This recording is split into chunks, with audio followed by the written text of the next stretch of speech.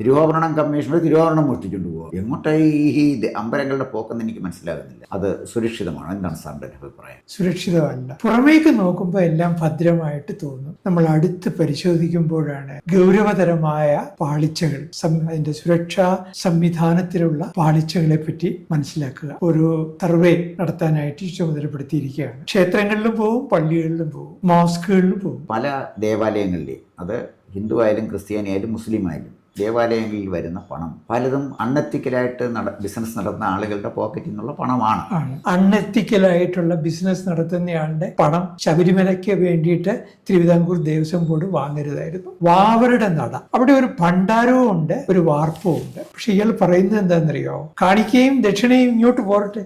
അപ്പൊ കഴുത്തി കിടക്കുന്ന സ്വർണ്ണമാലയായിരിക്കും ചിലപ്പോഴവരെ ഊരി തിരുനടയിലേക്ക് ഇങ്ങനെ എറിയുന്നത്. ഇവയൊന്നും വേണ്ടതുപോലെ അക്കൗണ്ട് ചെയ്യപ്പെടാറില്ല എന്നുള്ളത് ഒരു പരസ്യമായ രഹസ്യമാണ്. അങ്ങനെ ഉള്ള അഴിമതികൾ നിരന്തരമായി നടക്കുന്നത് ഞാൻ എത്രയോ തവണ കണ്ടിട്ടുണ്ട്. ഈ പത്രപ്രവർത്തകർക്ക് പല കാര്യങ്ങളും തുറന്ന് എഴുതാൻ കഴിയാറില്ല. എങ്കിലും സമ്പന്നമായ ഒരു പശ്ചാത്തലത്തിൽ നിന്ന് വരുന്ന ഉന്നതമായ സ്ഥാനത്തിരുന്ന ഒരു മനുഷ്യൻ നടത്തിയ കൊള്ള, അത് നമുക്ക് എങ്ങനെ ക്ഷമിക്കാൻ പറ്റും? പത്രക്കാരത് റിപ്പോർട്ട് ചെയ്യാതിരുന്നത് അത് ശരിയാണ്.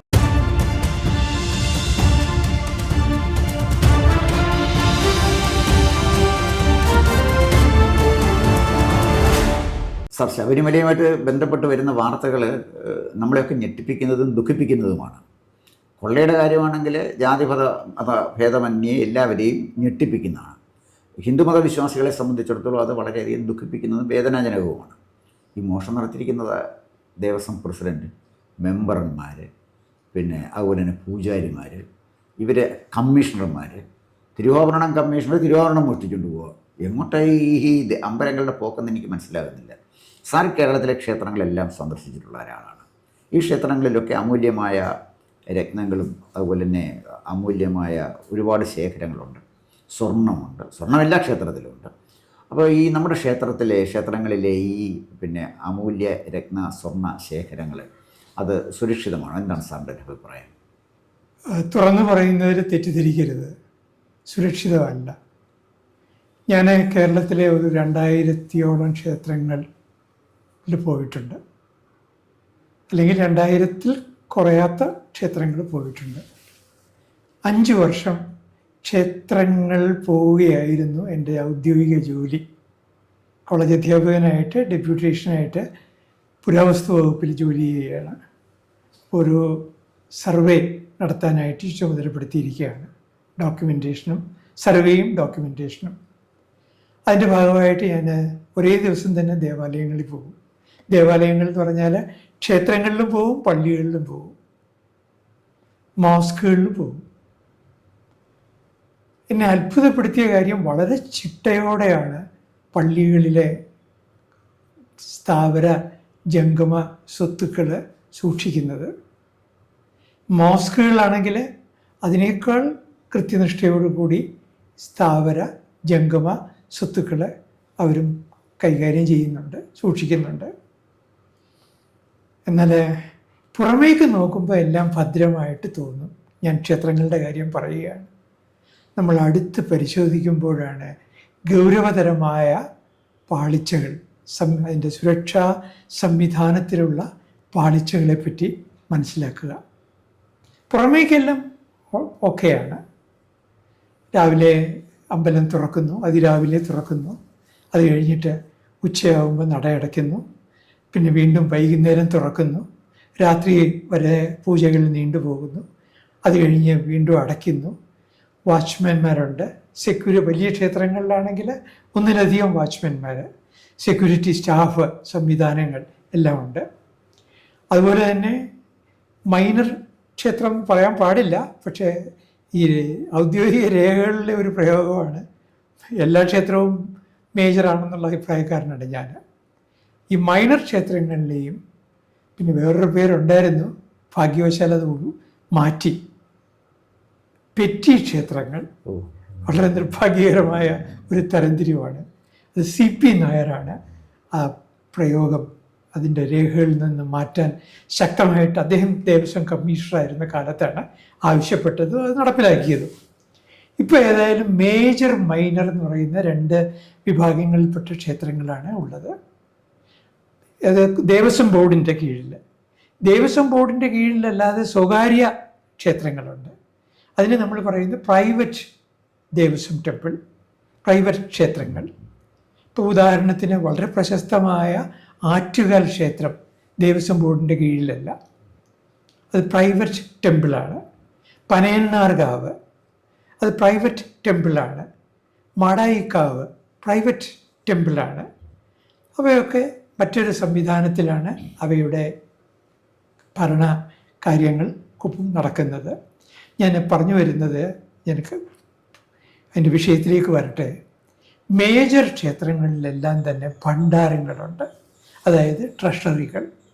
ഈ ട്രഷറികളിലാണ് മൈനർ ക്ഷേത്രങ്ങളിലെ പോലും അപൂർവ സ്വത്തുകൾ സൂക്ഷിക്കുന്നത്. ഉത്സവം വരുമ്പം മാത്രമാണ് അത് ആ മൈനർ, ഞാൻ ആദ്യമേ പറയുന്നു മൈനർ എന്നുള്ള ആ വ്യവഹാരത്തോടെ എനിക്ക് യോജിപ്പില്ല, എങ്കിലും സൗകര്യത്തിന് വേണ്ടി പറയാം. ഈ മൈനർ ക്ഷേത്രങ്ങളിൽ ആഭരണങ്ങൾ എത്തുന്നത്. ഇപ്പം മേജർ ക്ഷേത്രങ്ങളിലാണ് ട്രഷറികളുള്ളത്. ശബരിമലയുടെ കാര്യത്തിൽ മറ്റൊരു തരത്തിലാണ്. ശബരിമല കാട്ടിൻ്റെ നടുവിലാണ് അമ്പലം. ഇത് വളരെ നിബിഡമായ വനമാണത്. നമ്മൾ ഏരിയൽ വ്യൂ കാണുമ്പോഴേ അത് മനസ്സിലാവുകയുള്ളൂ. ഫ്ലൈറ്റിൽ പണ്ട് പോകുമ്പോൾ ഈ സ്വകാര്യ ഫ്ലൈറ്റിലെ പൈലറ്റുമാർ പറയും, ഇപ്പം നിങ്ങൾക്ക് താഴോട്ട് നോക്കുകയാണെങ്കിൽ ശബരിമല കാണാമെന്നൊക്കെ പറയും. അപ്പോൾ താഴോട്ട് നോക്കുമ്പോഴത്തേക്ക് നമുക്ക് പൊന്നിൻ്റെ തിളക്കമാണ് കാണാൻ പറ്റുക. കിങ് ഫിഷറിലെ പൈലറ്റുമാർ അത് പ്രത്യേകിച്ച് പറയും. എന്നിട്ട് അവരുടെ മുതലാളിയാണല്ലോ ഈ സ്വർണം കൊടുത്തത്, അപ്പോൾ അത് പറയാനുള്ള ഒരു സന്ദർഭം കൂടിയാണ് അവർക്ക്. ഞാനൊരു കാലത്ത് ബാംഗ്ലൂരിൽ ഒരു ഔദ്യോഗിക കാര്യങ്ങൾക്കായിട്ട് മിക്കവാറും മാസങ്ങളിൽ പോകുന്ന സമയത്തെല്ലാം ഈ കിങ് ഫിഷറിൻ്റെ പൈലറ്റിൻ്റെ വക കേട്ടിട്ടുണ്ട് ഈ ആഖ്യാനങ്ങൾ. ഇപ്പോൾ കിങ് ഫിഷറില്ല, അതിൻ്റെ ഉടമസ്ഥൻ്റെ കാര്യവും നമുക്കെല്ലാം അറിയാം. നികുതി വെട്ടിപ്പും ഒക്കെ ആയിട്ട് ബാങ്കുകളെയും കബളിപ്പിച്ചുകൊണ്ട് ലണ്ടനിൽ കഴിയുന്നു. ഈ പറയുന്ന ബ്രൂവറി ബിസിനസ്സുകാരനായ മല്യയാണ് ആണ് ഈ ശബരിമലയിൽ സ്വർണം പൊതിഞ്ഞത്. ഞാനൊക്കെ എൻ്റെയൊക്കെ അഭിപ്രായം അനുസരിച്ചാണെങ്കിൽ ഇങ്ങനെയൊരു അൺഎത്തിക്കലായിട്ടുള്ള ബിസിനസ് നടത്തുന്നയാളുടെ പണം ശബരിമലയ്ക്ക് വേണ്ടിയിട്ട് തിരുവിതാംകൂർ ദേവസ്വം ബോർഡ് വാങ്ങരുതായിരുന്നു. അത് പോട്ടെ, നമ്മുടെ നിയന്ത്രണത്തിലല്ലല്ലോ. അല്ലെങ്കിൽ ഭക്തന്മാർക്ക് ഈ ദേവസ്വം ഭരണത്തിൻ്റെ കാര്യത്തിലോ ദേവസ്വത്തിൻ്റെ കാര്യത്തിലോ ഒരു റോളും ഇല്ല. അത് ക്ഷേത്രങ്ങളിലൊക്കെ ഇത് ഇപ്പം സാർ പറഞ്ഞപ്പോഴേ നമ്മുടെ തിരുപ്പതി ക്ഷേത്രം കോടികളല്ലേ വരുന്നത്. അപ്പോൾ ക്ഷേത്രങ്ങളെ ഈ അൺഎത്തിക്കൽ എന്ന് സാറ് പറയുമ്പോൾ ഞാനൊന്ന് ഇടയ്ക്കൊന്ന് ഇടപെട്ടത്, ഈ പല ദേവാലയങ്ങളിലെയും, അത് ഹിന്ദു ആയാലും ക്രിസ്ത്യാനി മുസ്ലിം ആയാലും ദേവാലയങ്ങളിൽ വരുന്ന പണം പലതും അൺഎത്തിക്കലായിട്ട് ബിസിനസ് നടത്തുന്ന ആളുകളുടെ പോക്കറ്റിൽ നിന്നുള്ള പണമാണ്. അപ്പോൾ കാരണം യഥാർത്ഥത്തിൽ ഈ സത്യം വധ ധർമ്മം ചര എന്ന് പറഞ്ഞ് ജീവിച്ചിരിക്കുന്നുണ്ട് ഈ കാലത്തിൽ. അപ്പം അതായിരിക്കും. അപ്പം സ്വർണം വാങ്ങിച്ചു എന്നുള്ളത് ഇതിനകത്ത് അൺഎത്തിക്കലാണോ എത്തിക്കലാണോ എന്നുള്ളതിനേക്കാൾ ഞാൻ എൻ്റെ വ്യക്തിപരമായ അഭിപ്രായം പറഞ്ഞതേ ഉള്ളൂ. അല്ല, അവിടെ നീ മോഷണം പോയത് അതാണ് പ്രശ്നം. അല്ല, അത് ഇപ്പം മോഷണം പോയതിനെ ഞാൻ വേറൊരു തരത്തിലാണ് കാണുന്നത്. ഒരു തുറന്ന ചർച്ചയ്ക്ക് ഇത് അവസരമൊരുക്കി. ഇതാദ്യമായി സ്വാതന്ത്ര്യം കിട്ടി, ദേവസ്വം ബോർഡ് രൂപീകരിക്കുന്നു, മാറി മാറി ബോർഡിൽ അധ്യക്ഷന്മാർ വരുന്നു, മാറി മാറി രാഷ്ട്രീയ പാർട്ടികളുടെ പ്രതിനിധികൾ വരുന്നു. എനിക്ക് ഈ ശബരിമലയുമായിട്ട് നീണ്ട ബന്ധമാണുള്ളത്. ഞാൻ ആദ്യമായി പോകുന്നത് ഒരു പത്രപ്രവർത്തകനായിട്ടാണ്. അത്തവണ മണ്ഡലം പൂജയും മകരവിളക്കും എല്ലാം റിപ്പോർട്ട് ചെയ്യാനായിട്ട് കേരളത്തിലെ ഒരു പ്രമുഖ പത്രത്തിൻ്റെ, അല്ലെങ്കിൽ പറയട്ടെ മലയാള മനോരമയുടെ പ്രതിനിധിയായിട്ടാണ് പോകുന്നത്. അപ്പോൾ ഈ പത്രപ്രവർത്തകർ ഇവരങ്ങ് സന്തോഷിപ്പിക്കും. അവിടെ അതിന് പ്രത്യേക സംവിധാനങ്ങളൊക്കെ ഉണ്ട്. പക്ഷേ ഈ പത്രപ്രവർത്തകർ, എൻ്റെ അന്നത്തെ ഗുരുസ്വാമി എന്ന് പറയുന്നത് KM റോയിയാണ്. റോയി എല്ലാ ഈ ആണ്ടിൽ 3 തവണയെങ്കിലും ചുരുങ്ങിയത് ശബരിമല പോകുന്ന ആളാണ്. അദ്ദേഹം അന്ന് ഹിന്ദുവിന് വേണ്ടിയിട്ട് റിപ്പോർട്ട് ചെയ്യുന്ന ആളാണ്. കെ എം റോയ് അഹിന്ദുവാണ്, ക്രൈസ്തവനാണ്. പക്ഷേ ശബരിമല പോകുമ്പം തുളസിമാല കഴുത്തിലിട്ട് എല്ലാ അനുഷ്ഠാനങ്ങളോടും കൂടിയാണ് ശബരിമല പോകുന്നതും റിപ്പോർട്ട് ചെയ്യുന്നതും. അത് കഴിഞ്ഞിട്ട് അദ്ദേഹം മാല ഊരി വയ്ക്കുന്നതും ഞാൻ ഈ ഓർക്കുകയാണ്. അപ്പോൾ അങ്ങനെയുള്ള ആളുകൾ എല്ലാ രംഗത്തും ഉണ്ട്. അതുപോലെ തന്നെ ഞങ്ങൾ വേറൊരു വളരെ ബഹുമാനിക്കുന്ന ഒരാളുണ്ട്, തിരുവാർപ്പ് ബാലൻ ചേട്ടൻ എന്ന് പറയും. തിരുവാർപ്പ് ബാലൻ, അദ്ദേഹം അന്ന് ആകാശവാണിക്ക് വേണ്ടിയിട്ട് ശബരിമല റിപ്പോർട്ട് ചെയ്യുന്ന ആളാണ്, പരമഭക്തനാണ്. പക്ഷേ ഈ പത്രപ്രവർത്തകർക്ക് പല കാര്യങ്ങളും തുറന്ന് എഴുതാൻ കഴിയാറില്ല. എന്തുകൊണ്ടാണെന്ന് പറഞ്ഞാൽ അവിടേക്ക് വരുന്ന ലക്ഷക്കണക്കിന് വരുന്ന ഭക്തന്മാർക്ക് ഇടയിൽ ഒരു ആശയക്കുഴപ്പം ഉണ്ടാക്കാതിരിക്കാൻ. ഒരു ചെറിയ ഉദാഹരണം പറയാം. വാവരുടെ നട. ഈ വാവരുടെ നടയിൽ ഒരു പോലീസുകാരനെ നിർത്തിയിട്ടുണ്ട് ദേവസ്വത്തിൻ്റെ ആവശ്യപ്രകാരം. അതുപോലെ തന്നെ പിന്നെ അവിടെ ഈ വാവരുടെ പ്രതിനിധിയായിട്ടുള്ള ഒരാൾ ഇരിപ്പുണ്ട്. അവിടെ ഒരു ഭണ്ഡാരവും ഉണ്ട്, ഒരു വാർപ്പും ഉണ്ട്. അതിൽ വാർപ്പിൽ വരുന്ന കാണിക്ക ഡയറക്റ്റായിട്ട് അതിൻ്റെ ഒരു പെർസെൻറ്റേജ് ദേവസ്വം ബോർഡിന് അവർ കൊടുക്കും. ബാക്കിയുള്ള പെർസെൻറ്റേജ് അവർ വാവറുടെ ഒരു ട്രസ്റ്റ് ഉണ്ട്, ആ ട്രസ്റ്റിലേക്ക് പോകും. ഇപ്പോൾ ദേവസ്വം ബോർഡിലെ പ്രതിനിധിയായ പോലീസ് ഉദ്യോഗസ്ഥൻ പറയേണ്ടത് ഈ ഭണ്ഡാരത്തിലാണ് നിങ്ങൾ ഇടേണ്ടത്. അത് കഴിഞ്ഞ് പ്രസാദം വാങ്ങിച്ചു കഴിഞ്ഞിട്ട് ദക്ഷിണയായിട്ടാണ് ഈ വാവരുടെ പ്രതിനിധിക്ക് പണം കൊടുക്കേണ്ടത്. പക്ഷെ ഇയാൾ പറയുന്നത് എന്താണെന്നറിയോ? കാണിക്കുകയും ദക്ഷിണയും ഇങ്ങോട്ട് പോരട്ടെ. കാരണം ഈ വാവരുടെ പ്രതിനിധി അയാൾക്ക് പരിഗണിക്കും, അയാളെ പ്രത്യേകം പരിഗണിക്കും. ഞാൻ പറഞ്ഞാൽ മനസ്സിലായല്ലോ. അങ്ങനെ ഉള്ള അഴിമതികൾ നിരന്തരമായി നടക്കുന്നത് ഞാൻ എത്രയോ തവണ കണ്ടിട്ടുണ്ട് പത്രപ്രവർത്തകർ. പക്ഷെ ഇതൊന്നും പത്രപ്രവർത്തകർ റിപ്പോർട്ട് ചെയ്യാറില്ല.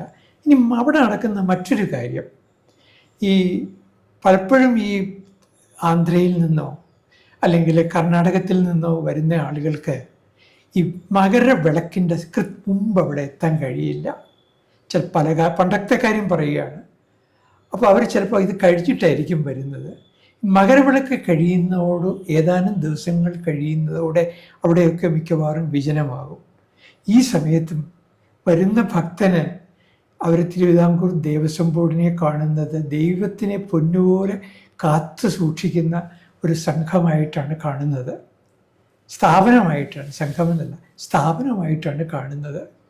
അപ്പോൾ കഴുത്തി കിടക്കുന്ന സ്വർണ്ണമാലയായിരിക്കും ചിലപ്പോഴവരെ ഊരി തിരുനടയിലേക്ക് ഇങ്ങനെ എറിയുന്നത്. സമർപ്പിക്കുകയൊന്നുമല്ല, ഭക്തിയുടെ ഒരു ഫ്രൻസിയിൽ എറിയുന്നത്. ഇവയൊന്നും വേണ്ടതുപോലെ അക്കൗണ്ട് ചെയ്യപ്പെടാറില്ല എന്നുള്ളത് ഒരു പരസ്യമായ രഹസ്യമാണ്. ചില സന്ദർഭങ്ങളിൽ, ചില വേളകളിൽ അവിടെയുള്ള സത്യസന്ധന്മാരായ ഉദ്യോഗസ്ഥന്മാർ വലിയ വില കൊടുത്തും ഇതെല്ലാം അക്കൗണ്ട് ചെയ്യാൻ അവർ ശ്രമിക്കും. അങ്ങനെ ശ്രമിക്കാത്തവരും അവിടെ ഓഫീസർമാരായിട്ടും ഈ പറയുന്ന എക്സിക്യൂട്ടീവ് ഓഫീസറായിട്ടും ഈ പറയുന്നത് പോലെ എല്ലാം വരാറുണ്ട്. ഇതൊക്കെ എല്ലാവർക്കും അറിയാവുന്ന കാര്യമാണ്. സാർ, അവിടെ നടക്കുന്ന അഴിമതി സാറ് പറഞ്ഞപ്പോഴേ ഈ വാവരുടെ നടയിൽ നിൽക്കുന്ന ഗാർഡ്, അയാളെ നിർത്തിയിരിക്കുന്നത് ശബരിമല ക്ഷേത്രത്തിലേക്ക് വരേണ്ട വരുമാനം നോക്കാനാണ്. പക്ഷെ അയാൾ ചെയ്യുന്നത് അയാളെ ഏൽപ്പിക്കാത്ത ജോലിയാണ്, അല്ലെങ്കിൽ അയാൾ വേറെ താല്പര്യങ്ങളും സംരക്ഷിക്കും. അപ്പോൾ ഈ വാച്ചർ തൊട്ട് അവിടെ നിൽക്കുന്ന ദേവസ്വം ഗാർഡും തൊട്ട് ദേവസ്വം ബോർഡ് പ്രസിഡന്റാണ് സാർ ഇപ്പോൾ അറസ്റ്റ് ചെയ്യപ്പെട്ട് കിടക്കുന്നത്. 2 പ്രാവശ്യം കമ്മീഷണറായിരുന്നു, ദേവസ്വം ബോർഡ് പ്രസിഡന്റായിരുന്ന ഒരാൾ. അയാൾ നടത്തി പകൽ കൊള്ള. അപ്പോൾ നമുക്കിത് ക്ഷമിക്കാം, നമ്മുടെ ഈ വാച്ചറുടെ അല്ലെങ്കിൽ ആ ഗാർഡിൻ്റെ തെറ്റ് വയറുവഴപ്പാണെന്ന് വിചാരിച്ചാൽ ഇഗ്നോർ ചെയ്യാം. എങ്കിലും സമ്പന്നമായ ഒരു പശ്ചാത്തലത്തിൽ നിന്ന് വരുന്ന ഉന്നതമായ സ്ഥാനത്തിരുന്ന ഒരു മനുഷ്യൻ നടത്തിയ കൊള്ള, അത് നമുക്കെങ്ങനെ ക്ഷമിക്കാൻ പറ്റും? പത്രക്കാരത് റിപ്പോർട്ട് ചെയ്യാതിരുന്നത് അത് ശരിയാണോ? അല്ല, ഒരിക്കലുമല്ല. ഞാൻ പത്രപ്രവർത്തകരെ ന്യായീകരിക്കുകയല്ല. ഞാൻ പറയുന്നത് പത്രപ്രവർത്തകരുടെ ഒരു ജനറൽ പോളിസി എന്താണെന്ന് പറഞ്ഞാൽ അവർക്കെല്ലാവർക്കും അറിയാം. ഇത് തമിഴ്നാട്ടിൽ നിന്ന് വരുന്നവരുടെയും കർണാടകത്തിൽ നിന്ന് വരുന്നവരുടെയും ആന്ധ്രാപ്രദേശിൽ നിന്ന് വരുന്നവരുടെയും ഒരു കാണിക്കയുടെ പ്രവാഹമാണ് ശബരിമലയിൽ സംഭവിക്കുന്നത്. അത് ശബരിമലയെപ്പറ്റി ഇവിടെ വലിയ കുഴപ്പമാണ് എന്ന ഒരു തോന്നലുണ്ടാക്കി അതില്ലാതാക്കാതിരിക്കാൻ വേണ്ടി അറിഞ്ഞുകൊണ്ട് ചെയ്യുന്ന ഒരു തെറ്റാണ്. ഞാൻ കേരളത്തിലെ പത്രപ്രവർത്തകരെ ന്യായീകരിക്കുകയല്ല. കേരളത്തിലെ പത്രപ്രവർത്തകർ കാലാകാലങ്ങളായി ചെയ്തുകൊണ്ടിരിക്കുന്ന ഒരു ഒരു ഒരു തെറ്റിൻ്റെ ഗൗരവത്തെക്കുറിച്ച് ഞാൻ ഓർമ്മിപ്പിക്കുകയാണ്. അത്രയേ ഉള്ളൂ. ഞാൻ വേറൊരു കാര്യം പറയാം. ഞാൻ ശ്രീലങ്കയിലെ ക്ഷേത്രങ്ങളിൽ പോയിട്ടുണ്ട്, ഇന്തോനേഷ്യയിലെ ക്ഷേത്രങ്ങളിൽ പോയിട്ടുണ്ട്, മലേഷ്യയിലെ ക്ഷേത്രങ്ങളിൽ, ഹിന്ദു ക്ഷേത്രങ്ങളിലെ കാര്യം പറയുകയാണ്.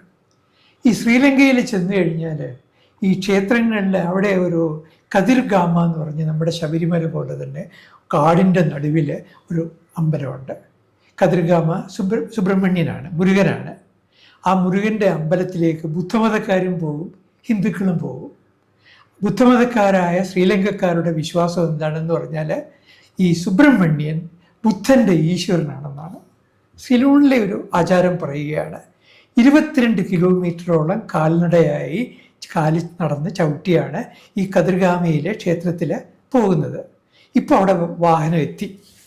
പക്ഷേ ഇപ്പോഴും പഴയ രീതിയിൽ തന്നെ വേൽമുരുകനെയും വിളിച്ചുകൊണ്ട് കാവടി ചുമന്നുകൊണ്ട് കാൽനടയായി പോകുന്നവർ ഉണ്ട്. കൊളംബോയ്ക്ക് തെക്കാണ് കതിർഗാമ. അവിടെ ചെല്ലുന്നതിന് മുമ്പ് ഓരോ പോയിന്റിലും ക്ഷേത്രത്തിൻ്റെ ഭാരവാഹി ഇങ്ങനെ തൊഴുത് നിൽക്കുകയാണ് സ്വീകരിക്കാനായിട്ട് തീർത്ഥാടകരെ. അപ്പം ഞാനത് കഴിഞ്ഞ് അകത്തേക്ക് ചെന്ന് കഴിഞ്ഞപ്പോഴത്തേക്കും അവിടെ വർഷത്തിലും അവിടെ ഒരിക്കൽ മാത്രമേ ഉള്ളൂ നട തുറക്കുന്നത്.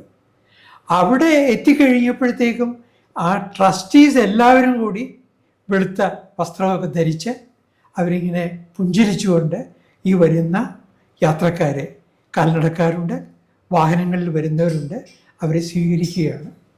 ഇതിനിടയ്ക്ക് സ്ത്രീകളോട് ചോദിക്കുന്നുണ്ട്, അമ്മ സൗഖ്യമാണോ എന്ന്. അപ്പോൾ തമിഴിൽ സംസാരിക്കുന്നവർ സിംഹളക്കാരനാണ്. അവിടെ കടുത്ത വർഗീയ വംശീയ പോരാട്ടം നടക്കുന്ന പശ്ചാത്തലം ഓർക്കണം. ഈ കതിർഗാമ ക്ഷേത്രത്തിൽ എത്തുമ്പോഴത്തേക്കും അവിടെ സിംഹളനില്ല, അവിടെ തമിഴനില്ല, എല്ലാം തുല്യമായിട്ട് കാണുകയാണ്. ഞാൻ വിചാരിച്ചു ഈ ശബരിമലയിലെ ഡ്യൂട്ടിയിലിരിക്കുന്ന കുറച്ച് ആളുകളെ ഈ കതിർഗമയിലെ ഒരാഴ്ചത്തോട് അവിടെ ഒന്ന് അയക്കണം. അവിടെ എങ്ങനെയാണ് ഈ ക്ഷേത്രത്തിൻ്റെ ഭാരവാഹികൾ വരുന്ന തീർത്ഥാടകരോട് പെരുമാറുന്നത് എന്നൊന്ന് കണ്ടു പഠിക്കട്ടെ എന്ന് മനസ്സുകൊണ്ട് പ്രാർത്ഥിച്ചു. സാർ പറഞ്ഞ വളരെ സത്യമാണ്. കൂടുതൽ വാർത്തകളും വിശേഷങ്ങളും നേരിട്ട് ലഭിക്കാൻ ജനങ്ങളിൽ നിന്ന് ജനങ്ങളിലേക്ക് ജനഭൂമി ന്യൂസ് സബ്സ്ക്രൈബ് ചെയ്യൂ. ബെൽ ബട്ടൺ അമർത്താനും മറക്കരുത്.